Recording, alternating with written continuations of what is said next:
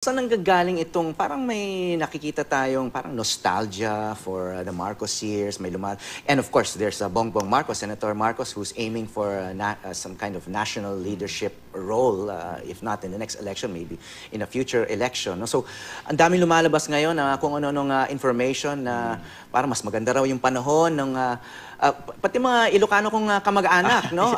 Sinasabi nila nung panahon daw ni Marcos, wala silang kinatatakutang hold up, hindi raw maggulo, wala raw masyadong traffic, etc. May katotohanan ba 'yon, yung mga ganong klaseng memories? Well, a number of things. Yung unang lagi sinasabi is nung panahon ni Marcos, malapit ang ekonomiya natin sa Japan. So tignan natin yung statistics. In 1972, magkano ang per capita GDP ng Pilipinas? 211.4 USD per capita. Yung sa Japan, 2,917. So that's 10% lang tayo ng Japan. How about nung 1982? Yung Pilipinas, ang GDP niya 741 USD per capita. Sa Japan, 9,428.87. So wala talagang katotohanan. Alam na natin na walang basihan connection ng martial law at GDP growth. Yung hindi sinasabi sa iyo ni Claudio, at hindi ko rin alam kung bakit hindi niya pinag-aralan ito sa Kyoto University, na ang comparison ng Pilipinas at Japan ay mali kung galing sa martial law. Hindi sinasabi sa atin ni Claudio na yung Japan ay export-oriented economy. Ibig sabihin, nag-export ang Japan ng Toyota, Mitsubishi, Honda, marami pang iba. Ang Pilipinas hindi export-oriented economy dahil sumakay mga mayayaman ng Pilipinas sa ekonomiya ng Estados Unidos. Yung mga mayayaman tulad ng mga Ayala hindi nag-export sa Estados Unidos. Yung mga mayayaman tulad ng mga Aquino Cojuangco at mga Lopez ng ABS-CBN, puro pagtatanim at pag-aani ng asukal ang alam. Asukal na hindi nagdulot ng kaunlaran sa karamihan ng mga Filipino. Sa Tarlac at Iloilo, na mga teritoryo ng mga Aquino Cojuangco at mga Lopez.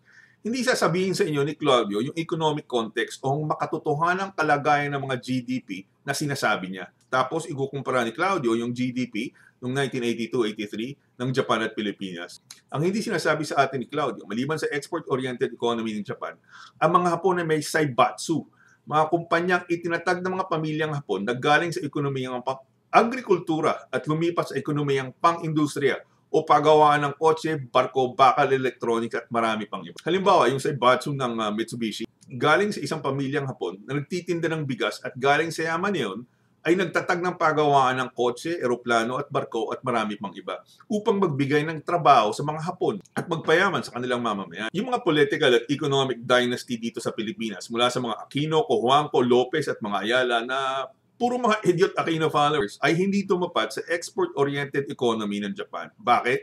Hindi nila kayang harapin ang competition galing sa Japan. Inabangan lang nila yung binabato ng ekonomiya ng Amerika para yumaman sila sa pamamagitan ng pag-export ng asukal at iba pang agricultural products. Sa makatuwid, hindi sinasabi sa atin ni Claudio yung economic context ng GDP niya. Ibibigyan ka lang ng GDP ek-ek para kunwari may alam siya. Kung idiot Aquino follower ka na walang alam sa economics, oo ka na lang ng oo. Tulad ng sinabi ng ating mga kaibigan sa Facebook, mas madaling manatiling tanga ang mga idiot Aquino followers kaysa mag-isip ng katotohanan.